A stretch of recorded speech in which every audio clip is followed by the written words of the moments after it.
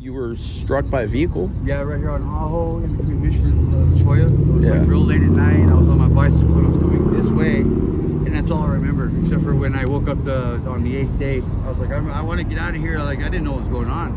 I mean, I had no clue how I got there or anything. I mean, I still kind of feel kind of lost. You know what I mean? I feel like when they say you got knocked in the next Tuesday, they weren't joking, man. I got knocked in the next Tuesday for next month. All right, guys, welcome back. Justin? Justin. I'm out here with Justin. What's up, bro? Not much. Same old, same old. Yeah. So how old are you, man? 43. 43? Yep. Okay. And you from Tucson? Born and raised. Grew up out here and all that? Yeah, That's yeah. good, dog. So I spoke with you a bit ago. You said that you're sober? Yeah, sober. Due to a going coma. on- due to kind of like in a coma. Yeah, I was in an accident maybe a month and a half ago. But like I said, I was telling you how I got to the detox program, and it's just I was kind of scared to have to go through that pain again. So kind of was like, I didn't know how I was gonna beat this horse. You know what I mean? How I was gonna win.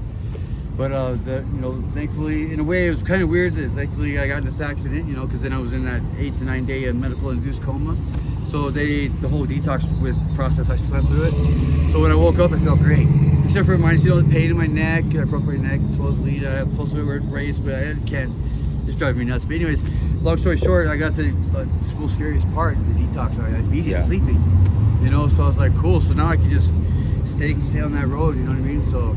Wow. I'm out here trying to talk to some friends too myself. Like I was telling you, I was talking to my buddy right here. Just like, come on, man. Like, yeah. But at the same time, maybe they don't have it like as good as I got it. Like got hurt, and slept it out. But still, you just give it a shot. You know what I mean? Like, man, it's no life, man. I've been doing it for over 20 years, man. I haven't been sober for this long in 20 years. Wow. It's amazing. It takes a minute for the energy to start coming back, to start thinking right.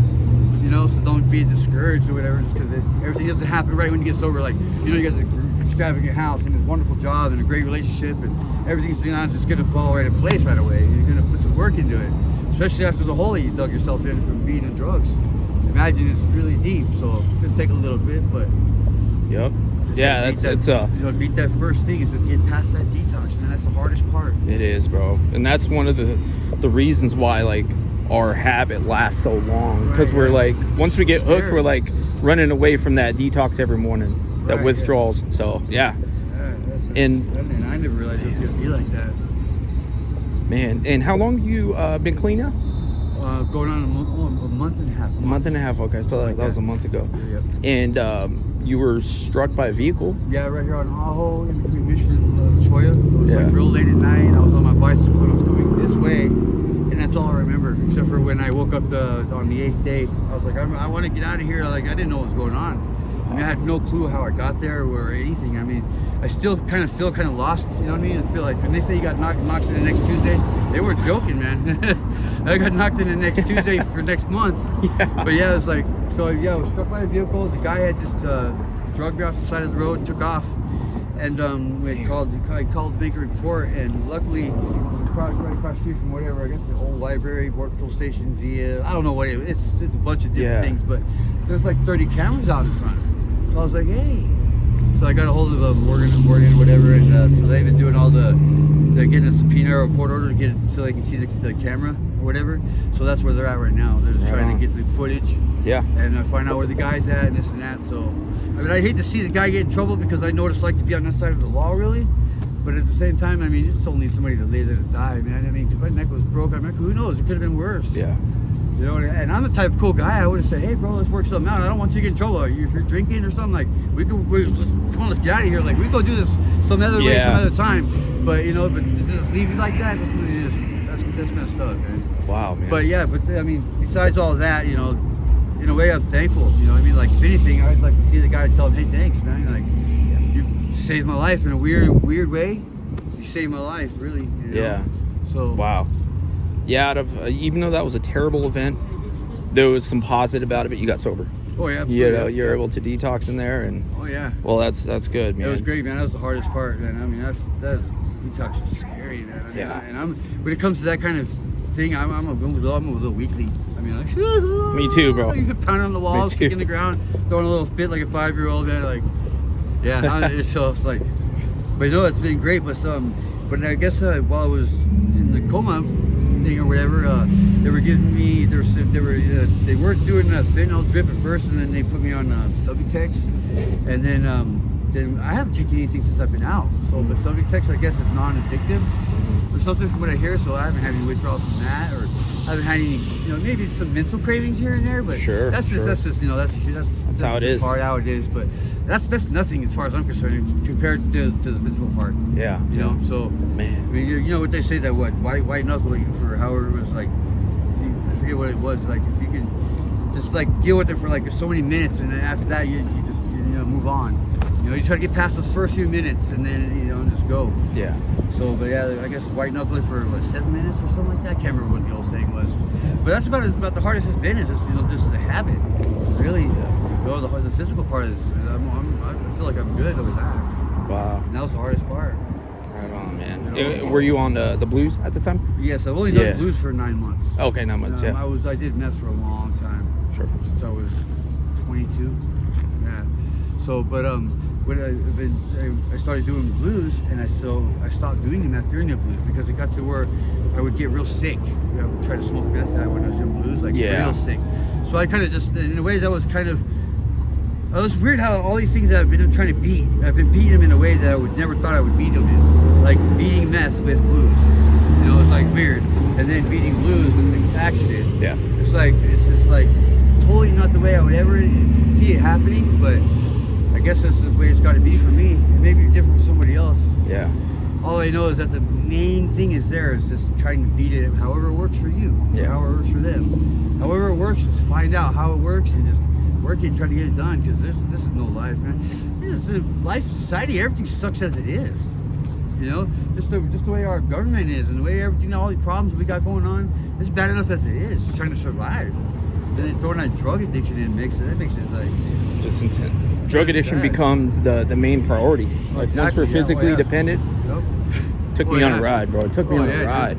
Yeah, that's physical. I mean, I was doing meth for a long time, and it was more of it wasn't really a physical addiction. In fact, but then past few years they've been throwing that fentanyl in the meth. So now it's a physical addiction, and that physical addiction. But I've never had a physical addiction. It was always a mental thing.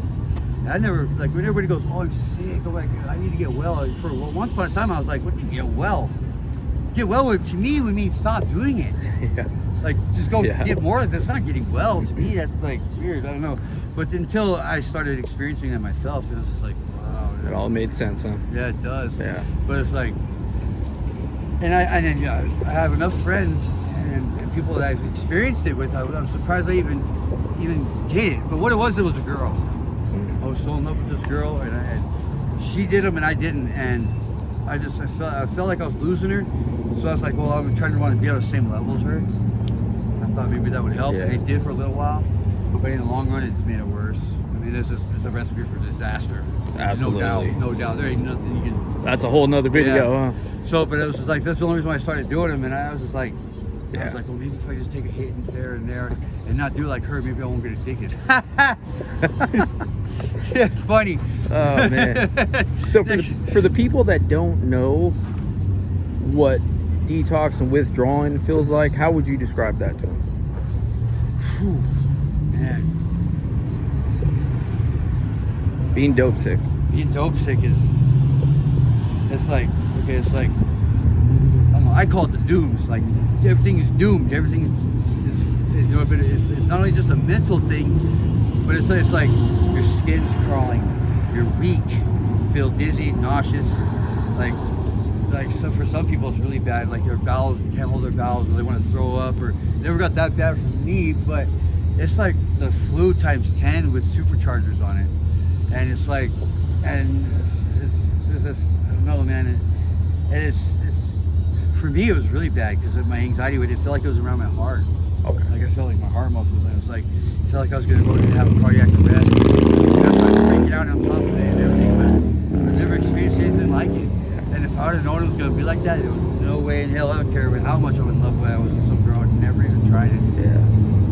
I wish it on nobody. Not even my worst enemy, like how they say I wouldn't wish it on my enemy. On my worst enemy. I would not wish it on anybody. I don't believe, I mean, It's literal torture. Dude, it really is, man. Yeah. And it's like it gets to the point where there's no seeing your way out of it. Really, it's like you get to the point where you're like, there's no way I'm gonna be able to get out of this.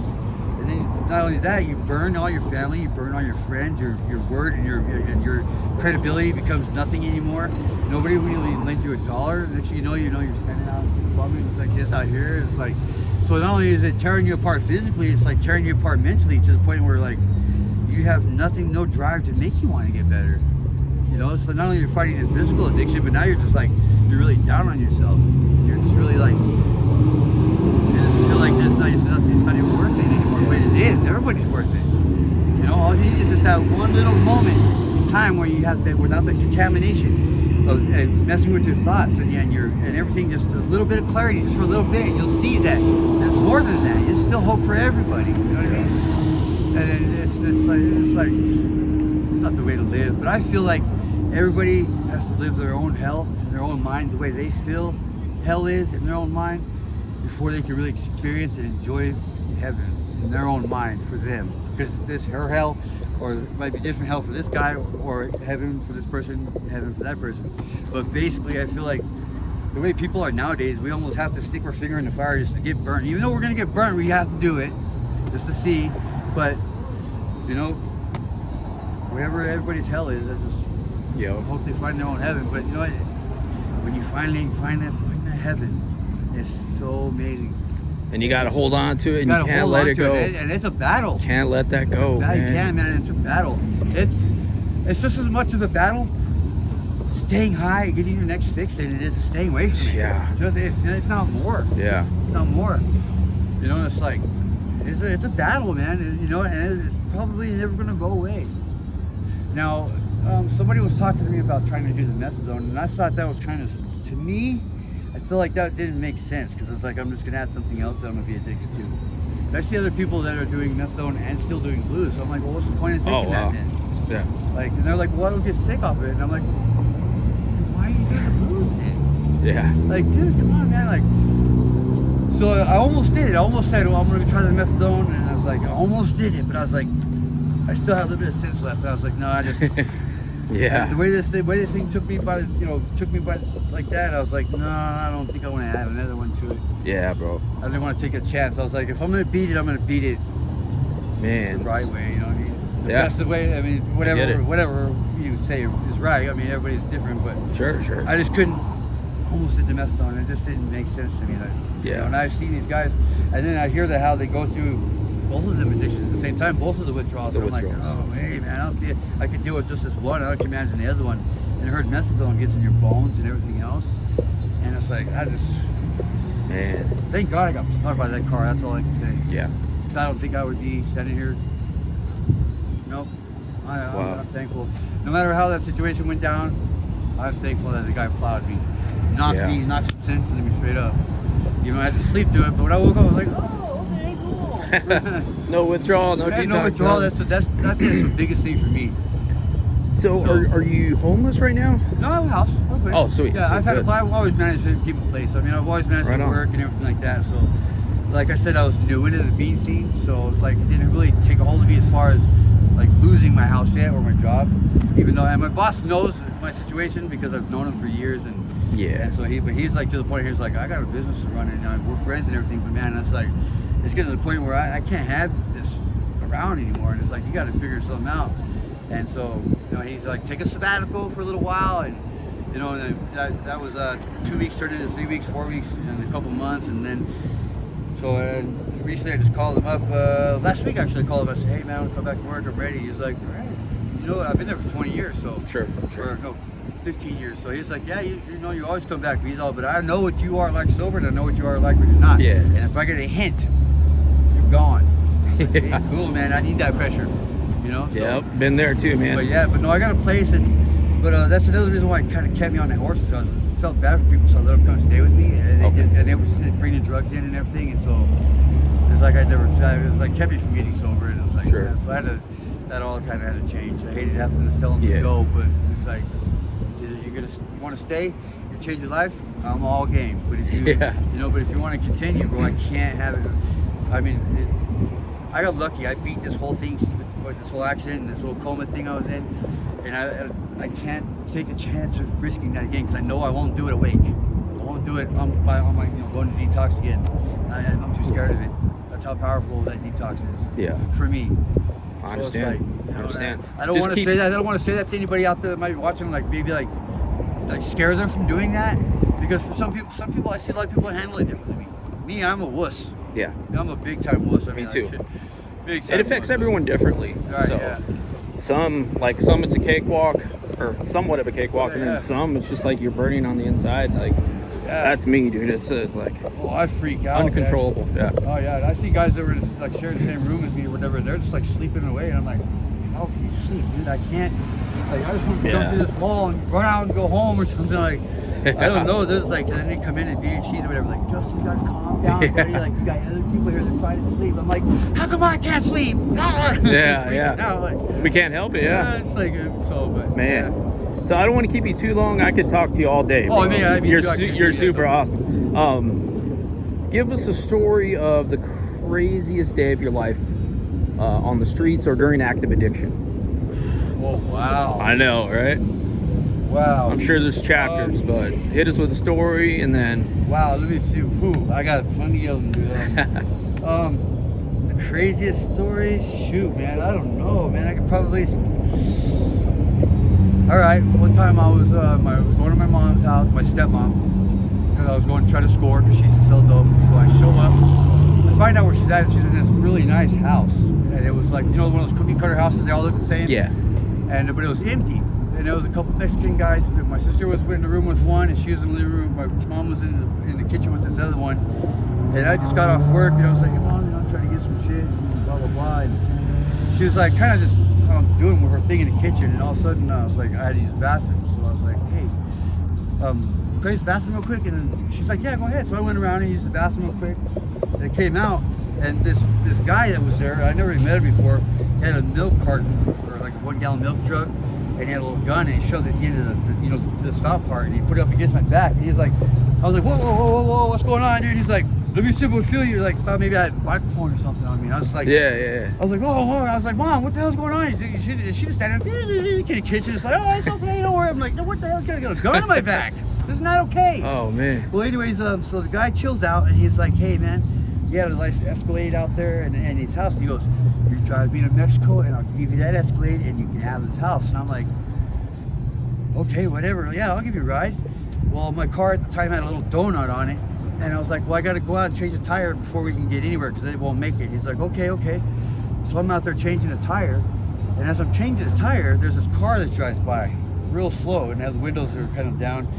And I'm not the type that's like sees things that aren't there or trip out or like, oh, this helicopter's following me. And I'm not that guy. Yeah. So when I see this car driving by slow, there was a car driving by slow, and for some reason they were wanting this guy that I was with, because he's standing in front of my car with his little gun, and he's like, watch these people. And I was like, I wanted to hide in front with him. I was like, no, I want to hide with you. He's like, no, keep changing the tire. And I was like, what the hell's going on, man? Well, all of a sudden the car goes down the road, and he goes to jump inside, and I was like, and I hadn't fully finished taking the bolts off the tire, so I jumped in the car, started it up, and I was going to drive it off the jack and take off. And as soon as I got ready to pull off the jack, he comes running out. Where are you going? He sticks the gun in the door, kind of like stops the door from slamming, shut all the way. Boom, he reaches out and grabs the key, and I was like, I don't know what the fuck's going on. And I was like, this is freaking me out, and I just jumped out of the car and started screaming like a girl. Ah! Running down the road, banging on everybody's doors. It was crazy, man. But anyways, I come back the next morning, and my car had moved down a couple of houses. I don't know why they moved it, but anyways, yeah, that was really strange, man. That was strange. And meanwhile, all this is going on, my sister jumped out the second story building, or the second story window, trying to get away from the other guy. So I don't know what the deal was. I don't know how they got hooked up with these guys, but it was weird. Yeah. And I hadn't done any drugs yet. I had just gone up. So I'd work Monday through Friday, and on Fridays I'd go buy a 20 because my old lady hated it. And I'd buy a 20, and I'd go and get high, and I'd go home and give her the rest. Well, so I hadn't gotten high yet, so I know I wasn't tripping. What was going on was really going on. Yeah. So I don't know what was going on, why this guy wanted me to take him to Mexico, and like all this. It just really freaks me out though, man. But I was like, yeah, I remember running all the way home that night, like going from across the street, thinking they were gonna find me, and it was wild. Oh, dude, that's scared crazy, the shit bro. out of you, dude. It scared me big time. That's man. intense, dog. I've never seen anything like that in my life, or been through like anything like that at that point.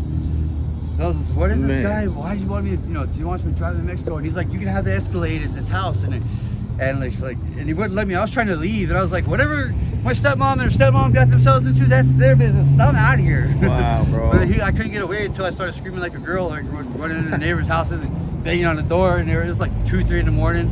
And they'd open the door, and what's up? I was like, call the cops. Can I come in? Come on. I tried to come in, and they're like, no, you stay out of the house. And I was like, well, where? We just call the cops. Oh man, it was crazy, dude. It was crazy. Yep, man. I believe it, dog. I believe it. But, crazy stuff like that happens like in that world. Oh of yeah, addiction, definitely. So many weird like, things happen like that, bro.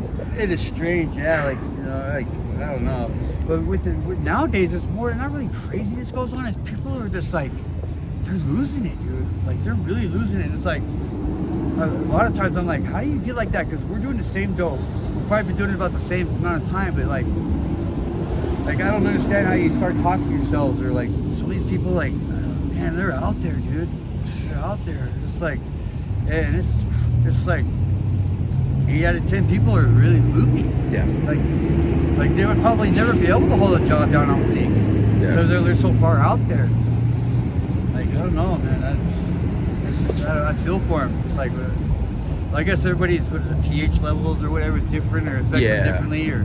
Maybe they just Could be a number of things. Yeah, but so last question, brother. What has been the biggest lesson you learned in life? Biggest lesson learned in life? Oh man. Like I said, I feel like I've had experience or learned or lived my own hell in my own life before I would find my own heaven, really. And I believe that the biggest lesson that I've really learned from that would just be like, I don't know. I would say, don't necessarily have to experience everything in order to know about it. You don't ever have to experience it just to know that it's bad. Or, you know what I mean? Like, I knew that this drug was bad. I knew it was going to do this to me. And yet, I had to find out, but I knew it. I don't know why I had to actually bring it into my world, but I knew what the outcome was going to be. But yeah, I feel like sometimes just go with what you learn from like the programs or what you learn in school or from experience of seeing what other people go through. I feel like that should be an experience enough. Yeah, that should show you what you don't want to be or what you want to live or what you want to do. Yep. I feel like you don't necessarily have to live that life to learn that lesson. Pay attention and then remember the old, I don't know, how old are you? Oh, 43. So you remember the DARE program? Yeah. Yeah, drug awareness resistance education. There you go. I don't think they have that anymore, but I remember listening to their officers and stuff, and for the longest time that's what kind of kept me until my early 20s. It kept me from doing anything because I remember what the DARE officer would teach. Yeah. And so I feel like they took that out of our schools or whatever. I feel like nobody has that fear put into them anymore. Yeah. So it's remember those commercials? This is your brain. Yeah, this is your brain on drugs.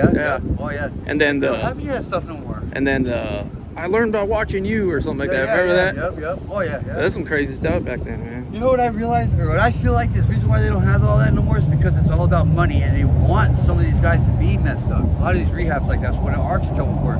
Like, they're like claiming that their 30 days in their rehab is going to change your life. Like, dude, this drug is 30 days is going to change shit for anybody, you know what I mean? And so it's like, you go into that place with nothing. You have nowhere to go, you have nothing, it's just what you're wearing on your back. You go into this program and it's great. It kind of reminds you of what it feels like to sleep in a bed again. To be able to be clean, have a meal, kind of like to live normal again. But after 30 days, then they just let you go, and you're in the same spot you were when you walked in them doors, when you walked out. Nowhere, nothing, no job, no nothing, and so you're just back out on the street, back around the people, back doing the same drug again, and then you're back there again. So it's like a repeated thing, and it's almost as if they kind of want that because they just got money for it. Like it's like that's $30,000 they're making a month for somebody to be there. And it's like I feel like if they really, truly wanted to help somebody, that would definitely take more than 30 days to try to do something.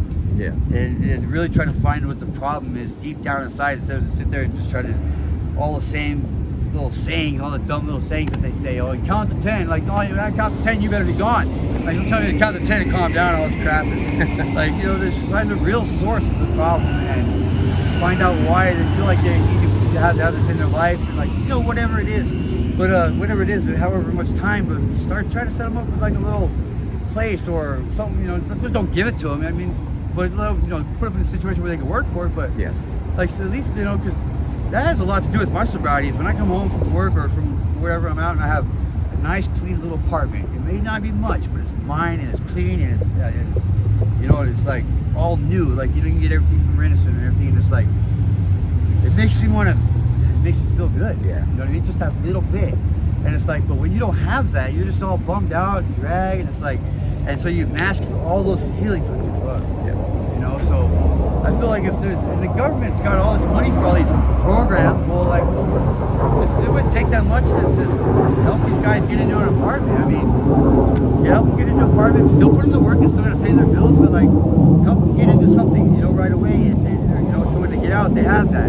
And then have something to fight for, something that motivates them to keep them going. Yeah. You know, as soon as they get out, they're just like looking around and it's like, same way I came in, Yeah. except I'm sober. Now this really sucks. Because now I'm Yeah. sober. Because now I realize I ain't got shit. Yeah. And you know, so it's like kind of a drag. I feel like the program should do a little bit more, but I guess it all just depends on the program. There's other programs that actually do a little bit more. Yeah. You just gotta pay attention to the program and what they have to offer, and just, I mean, it sucks to have to go for the ones that are going to take 6 months to a year, but you know what, that's what it's going to take. Yep. You know, this 28-day crap is for the birds. Yeah. You know what I mean? And all this, it's just like, but then again, it might be just, for some people, it might work. Yeah. You know? And maybe that'll get the ball rolling for you, but whatever it is, but Right on, man. all they're gonna know is just give it a shot, man. I've Yeah. never actually tried it, you know what I mean? And luckily I still have my kids and my ex and all that. They're all still there for me. So, and I have my grandchildren and everything, and I'm still alive, and I've never been to prison. So I feel like It's good, man. I feel like whoever's out there, higher power, or some people want to call it higher power, Jesus, God, whatever it is, wasn't ready to let me go yet. So, and I feel like, hey, I've done 40 years of partying. Maybe I should try to do 40 years of not partying. There you go. Just, you know, see where it goes. Yeah. I got grandkids now, man, and I don't want them to remember me as some Yeah. dope head, you know what I mean? So, Well, I appreciate talking to you, man. yeah, awesome. Just keep in mind that your tolerance is a lot lower now. So, so if you, absolutely, yeah, just keep that in mind, dude. Cause Oh yeah, no, me, once I beat that horse, then no way. Yeah. No way, man. Yeah. You know, I have my cravings and everything, but you know what? My fear is more. And love for myself and my kids is even more than that.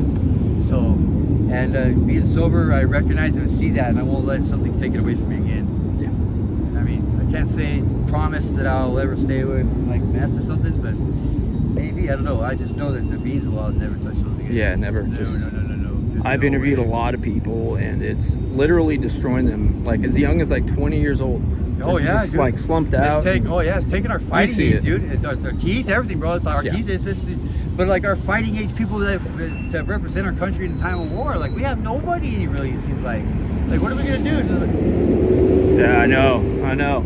That's literally it. That's You know, literally it's it. It's like, man, it's like, I don't know, man. It's So- like our last year, we're Generation X, right? I think it's like that was the last generation that had, I don't know. I mean, I'm not knocking the newer generation.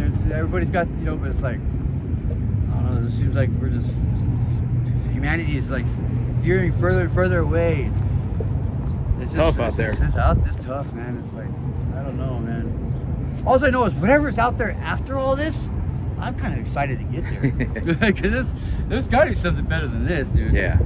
But while we're here, might as well make the best of it, you know? Just, Yes, sir. you know, and just try to look out for your friends without putting yourself at risk or falling or whatever, because, you know, you're number one. You know, you got to be number one first. I mean, when it comes to this addiction, this is the time to be selfish. You know what I mean? 100%. Everybody knows this is the only time you can be selfish and not be knocked for it. This has got to be all about Yep. you. It has to be, because if you ain't good for yourself, you're definitely not going to be good for anybody else. Yep. You know?